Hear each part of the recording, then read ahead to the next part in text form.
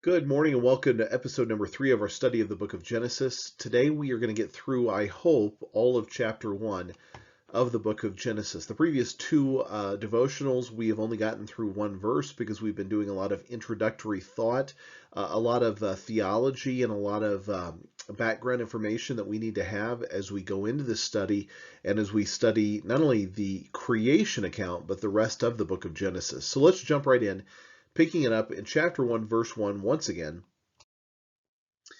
In the beginning, God created the heavens and the earth. Now, we don't know how he did it. We don't know all of the details of his creation. We just have a little bit of a glimpse. And he asks us to take it by faith. He is not one that needs to give an explanation of how he did it. He is the God of the universe. He is the creator of all. And he doesn't answer to us. And so if we don't have enough details, then that's kind of tough. We're going to get more details someday when we're with him in heaven someday. We're going to find out, I'm sure, all of the details of how he did it, because it will be a remarkable story that he will tell us. But he doesn't give any details other than the fact that in the beginning, he's the one that created it, and he did it in a period of 7 days. We know that God existed in 3 distinct personhoods at that time. He was the Father, the Son, and the Spirit at the beginning of creation.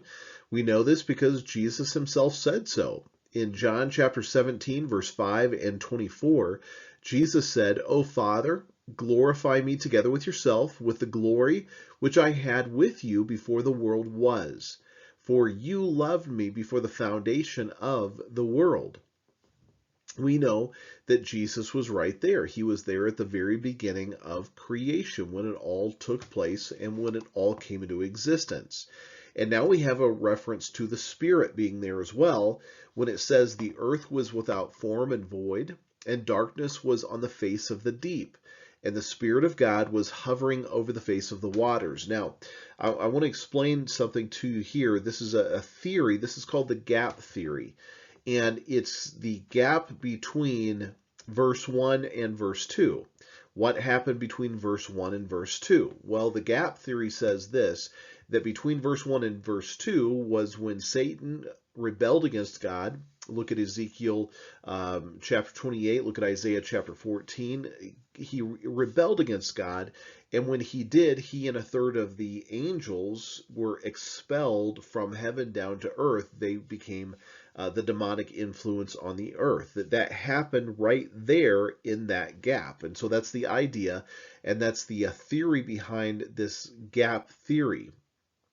It's the chronological gap between verses 1 and verse 2 that may have been where Satan was actually expelled out of heaven. Now, we don't know that. That's completely speculation. But the reason they think that is because it says that there was darkness on the face of the deep.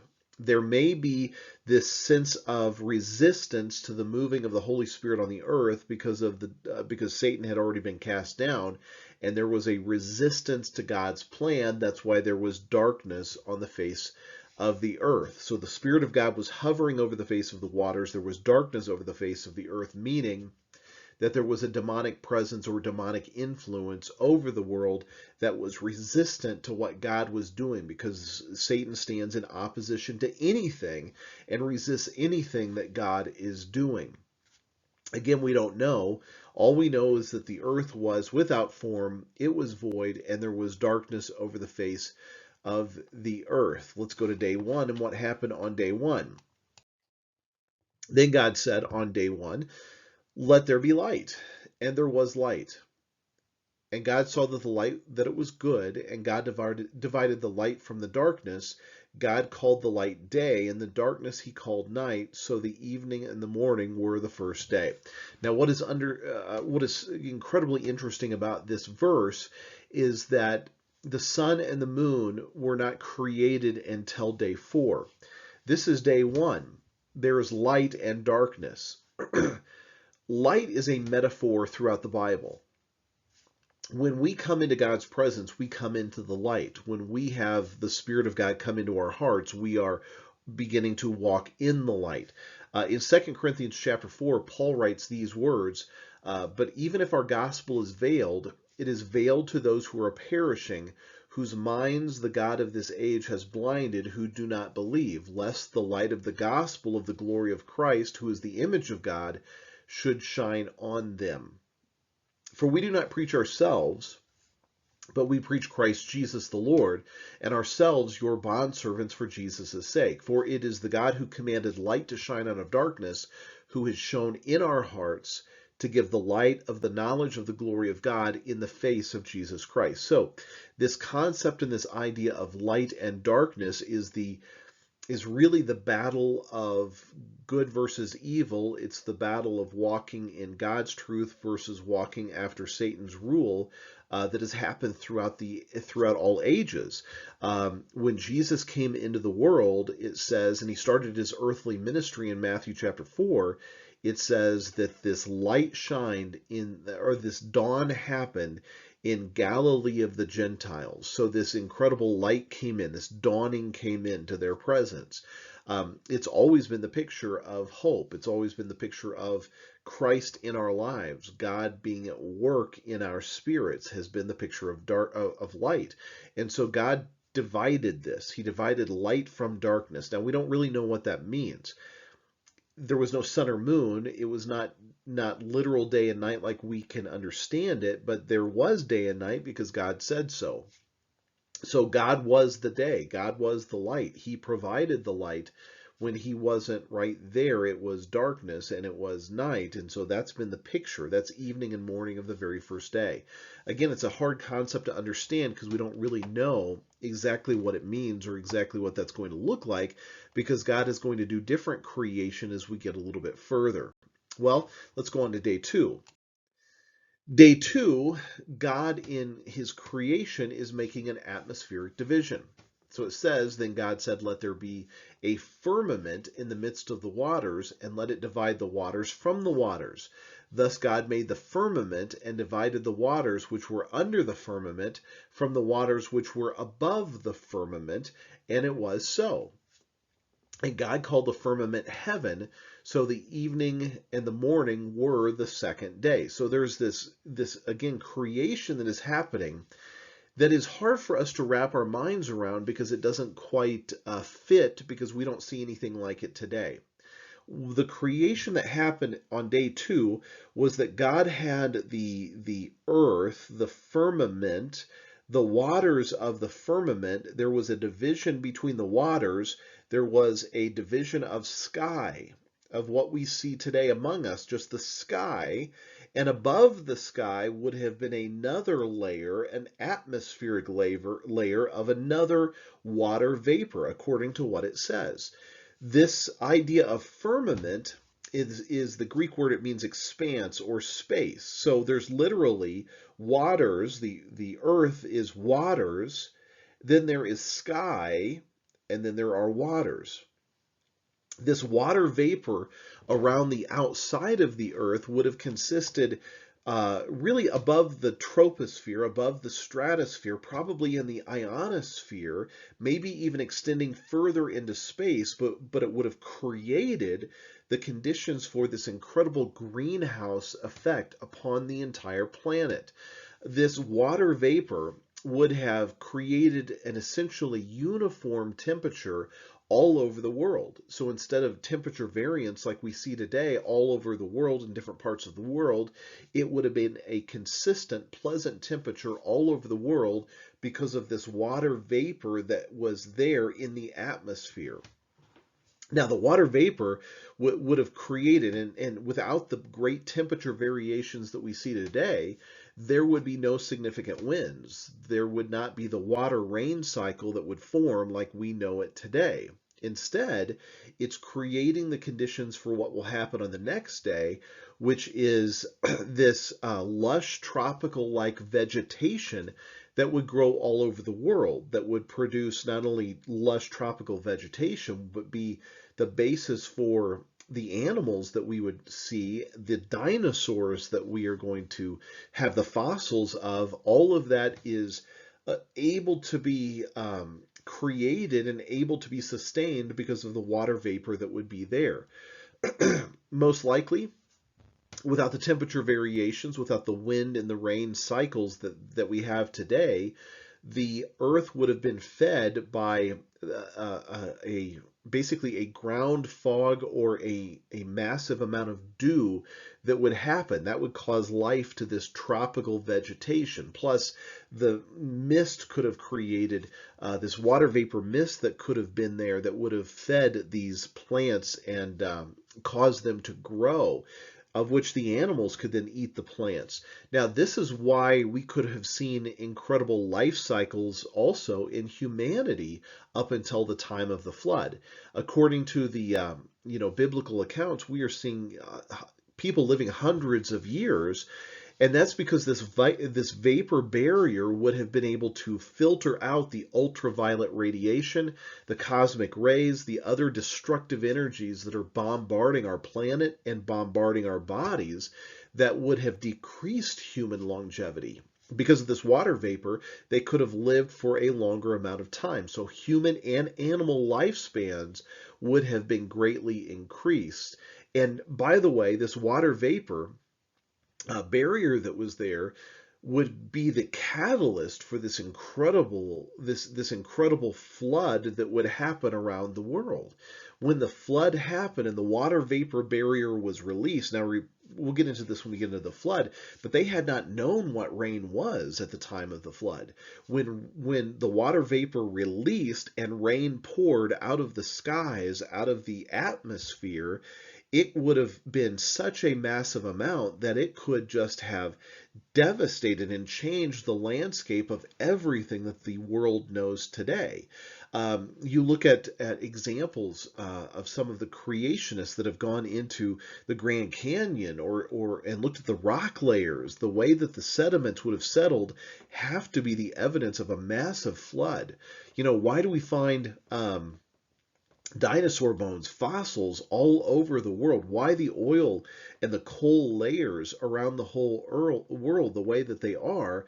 It's because of the massive amount of vegetation and animals and being trapped under this massive flood that would have wrecked the world as they knew it then and created what we know today. So this is the second day, and this is the water vapor, the water of the earth, the sky, and the water vapor barrier above the sky. It would have been the day 2 creation. So let's keep going and find out about day 3.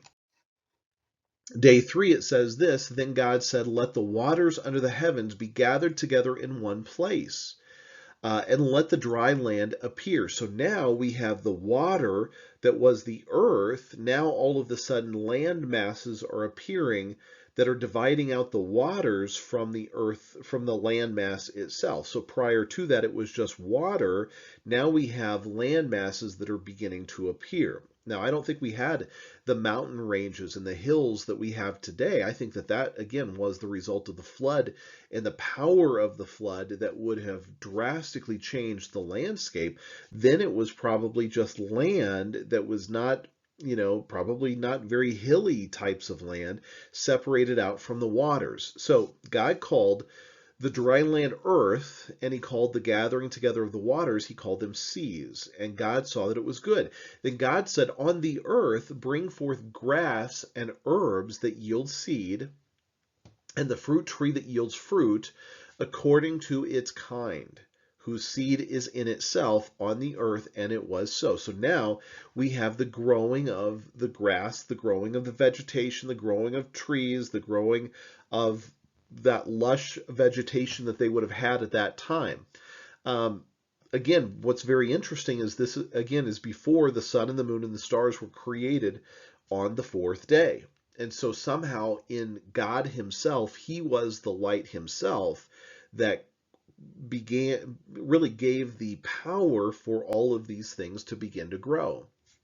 Another interesting phrase that you're going to see is God says that it's to be, let the earth bring forth these seeds and these trees according to its own kind, according to its kind. Now, this little phrase, according to its kind, appears 10 times in Genesis chapter 1. It means that God allows variation within a kind, but something of one kind will never develop into something of another kind. So make sure you keep that mental note that God says it has to be of its own kind. There's variations in types of grasses, in types of vegetations, in types of trees. There's all kinds of variances. But there are not the ability for a tree to turn into a camel, for example. You don't have that ability. You can't go from one type of creation into another because it has to be after its own kind. So just note this, that it appears 10 times in this chapter. Let's keep going on verse 14 to day 4. Oh, sorry about that. Excuse me. There's a little bit more of day 3. And the earth brought forth grass, the herb that yields seed according, again, there's that phrase, according to its kind, and the tree that yields fruit, whose seed is in itself according to its kind. And God saw that it was good. So the evening and the morning were the 3rd day. So let's go to the 4th day. Then God said, let there be lights in the firmament of the heavens to divide the day from the night, and let them be for signs and seasons and for days and years. Now, what is he talking about? Well, he's talking about the stars. And the stars were according to, and they are in their places in the right time at the right seasons. God uses the stars as signs in the heaven. Now, we don't look at it as the zodiac signs where your horoscope is based upon when you were born. The signs that God is talking about are the signs for him, for his, even for the coming of Jesus, the return of Jesus. You remember when Jesus was born, the great star, we call it the Bethlehem Star, this great light in the sky. There are signs. When you look at the skies, you can know the signs of not only the time of the year, and that's how they would tell the time of the year because of the stars in the heavens, but they would also be able to know the weather's coming, for example, based upon the signs that they see in the skies. So this is for a sign for them, for days, for years. They know when the seasons are, the festivals are, when the new year is. They will know all of this from the signs of the stars. Let them also be for lights in the firmament of the heavens to give light on the earth. And it was so. So God made these great lights, these 2 great lights, the greater light to rule by the day, the sun, and the lesser light to rule by the night, the moon. He made the stars also. God set them in the firmament of the heavens to give light on the earth, and to rule over the day and over the night, and to divide the light from the darkness. And God saw that it was good. So the evening and the morning were the 4th day. So again, there are signs in the skies. God brought forth everything. God brought forth this plan, this idea of astronomy. Astrology, by the way, is a satanic corruption of God's original message in the stars. A message that, by the way, outlines his plan of redemption. Astrology is a corruption. Therefore, astrology should always be avoided by all mankind. If you want to know more about that, look at Isaiah 47, verses 12 through 14. So God made this with a really, important reasons. He gave us the pictures, the signs, the stars, but he also gave us the sun, which is what supports life for our planet. And so we needed these things, and God created them. Let's go on to the 5th day. Then God said, let the waters abound with an abundance of living creatures, and let the birds fly above the earth across the face of the firmament of the heavens. So what did God do? He created living creatures in the waters, on the land, in the skies itself. So God created the animals. So God created great sea creatures and every living thing that moves, with which the waters abounded, according to their kind. Now again, there's that phrase, according to their kind. A great animal of the sea, a great sea creature, cannot turn into a man because it's not of the same kind. It has to be according to its kind. God knew that this was going to be corrupted from the very beginning, so he let us know that it will be according to its kind. You cannot go from one kind to another, which disproves the theory of evolution from basically an amoeba or some kind of thing crawling out of the ooze all the way evolving into animals, into chimpanzees, into humans. That does not happen. It has to be according to its kind. God saw that it was good. Every winged bird according to its kind. God saw that it was good, and God blessed them, saying, "Be fruitful and multiply, and fill the waters and the seas, and let the birds multiply on the earth." So the evening and the morning were the fifth day. So there was a command, go out and produce more. And so it just by nature, taking its course, by following what God said, there are more and more animals that are created. Now, there is such a thing as this idea of microevolution, which is a change from one a small change in the same kind of an animal. So you can go from a dog into varieties of different breeds of dog. That's called microevolution.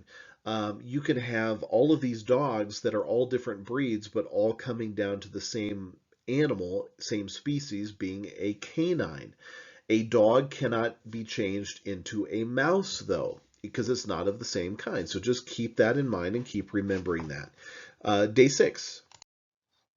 Then God said, on day 6, let the earth bring forth the living creature according to its kind, cattle and creeping thing and beast of the earth, each according to its kind. Now, this is most likely where not only animals walking around on the earth, but dinosaurs would have been created in this that we know existed because there's so much evidence of them. Cattle would have existed and been created. These living creatures, these cattle, these creeping things, these beasts of the earth, they were each made according to their kind. They, again, can't change kinds.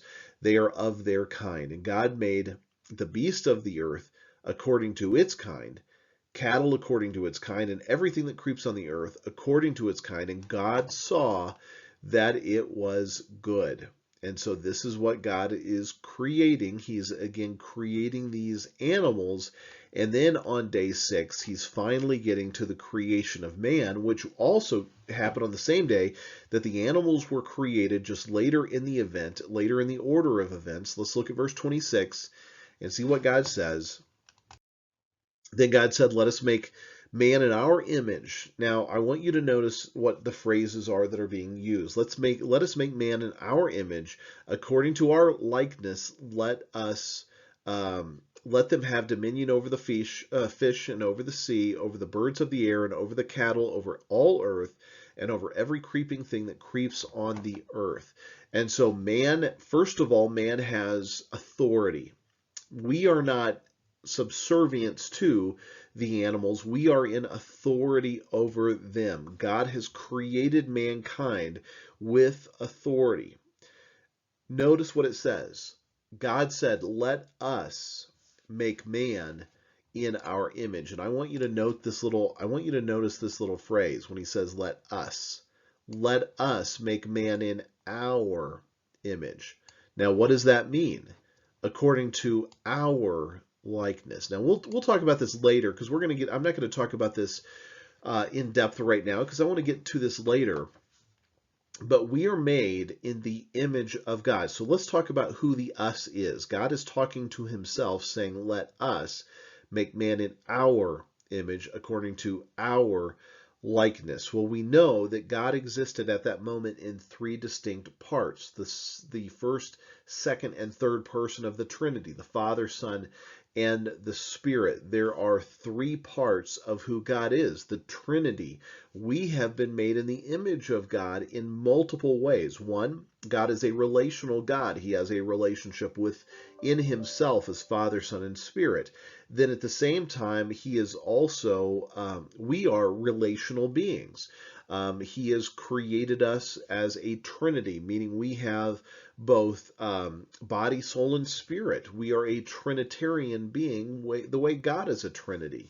And so God has made us with also personality, morality, and spirituality. And so we alone possess that which the animals do not possess. Animals do not have the ability to have morality and spirituality, though sometimes they do have a personality, but not much. They are kind animals at times, but we alone possess personality, morality, and spirituality. We alone possess the Trinitarian picture of body, soul, and spirit. We alone are relational the way that God is relational. So the fact that God has created us in his image does not mean that God has a physical or human body, though Jesus would have that when he came to earth, but the Spirit of God is spirit. Um, so there's a really deep understanding of what does it mean to be made in his image and his likeness. It has more to do with who we are than it has to do with looking exactly like God. But we'll know that more later. But that was the creation. We were created, by the way, on day 6 of the creation process. We were created on the last day of God's creation because on the 7th day he would rest. Our first day was God's last day of work. In fact, we were the last part of God's last day of work. Our first day of existence was the day of rest. And there's a picture in that we are to find ourselves resting in Christ for everything in life that we need. Well, a couple final verses and we'll wrap this up. So God created man in his own image, and the image of God he created them. Male and female he created them. Then God blessed them, and God said to them, "Be fruitful and multiply, fill the earth and subdue it. Have dominion over the fish of the sea, over the birds of the air, and over every living thing that moves on the earth." And God said, "See, I have given you every herb that yields seed, which is on the face of all of the earth, and every tree whose fruit yields seed. To you it shall be for food." Interesting that he said that what's going to be for food for you is going to be the herbs and the trees that produce the food. He didn't say anything about eating the animals, which I don't know, maybe we should all be vegetarians. That's not something that I look forward to or want to do, but maybe there's some wisdom in that. It's going to be food for you, and to also every beast of the field, of the earth, to every bird of the air, to everything that creeps on the earth in which there is life. I've given every green herb for food, and it was so. Then God saw everything that he made, and indeed it was very good. So the evening and the morning were the 6th day. Now just look at that last little couple of phrases there. He said that to this, he says, this is very good. I'm sorry, I didn't advance the slide to the next one. Let me look at that. So every beast of the earth, every bird of the air, to everything that creeps on the earth in which there is life, I've given every green herb for food. And it was so. Then God saw everything that he made, and indeed, again, it was very good. Everything else up to that point was good, but when he had created mankind, it was very good. This is what God wanted to create all along. It wasn't about the idea of the earth. It wasn't about the idea of the atmosphere, the planets, the land masses. God was getting to the creation of mankind. Mankind is what he wanted to create. And he made mankind male and female. There are only 2 genders that God has created, male and female. We have tried to remove God out of the entire part of the creation process. We have said God has not created it. It was not created by him. It was through a Big Bang theory. We have said that God didn't create it. It's through evolution. It's not according to its own kind. It's according to whatever it evolves into. So now we have taken away God being the creator and substituted evolution into the mix. And then we have taken male and female, and we have said that there's not just male and female, there are now 100 different genders that you could possibly be. So we have taken God out of the gender mix as well. We have also taken mankind out of the ruler and authority mix, and we have put the animals and elevated the animals in many cases. We have elevated the planet itself above mankind, who mankind was created to be an authority over the world. And so we have basically removed God out of the first chapter of Genesis through the way that the world exists and the way that people are defining the world. So just note that it has always been the goal of Satan to tear down and destroy everything that God has established. And so be aware of how that works. Well, we have gotten through the 6 days of creation. We have gotten through chapter 1. We'll go on from chapter 1 into chapter 2 next time. Thank you for joining me today. I'm sorry that this is a little bit longer, but I'm hoping you got some good information out of it. Join me back here next time as we get into episode number 4 and pick it up in Genesis chapter 2. Have a great day, and I will see you back here next time.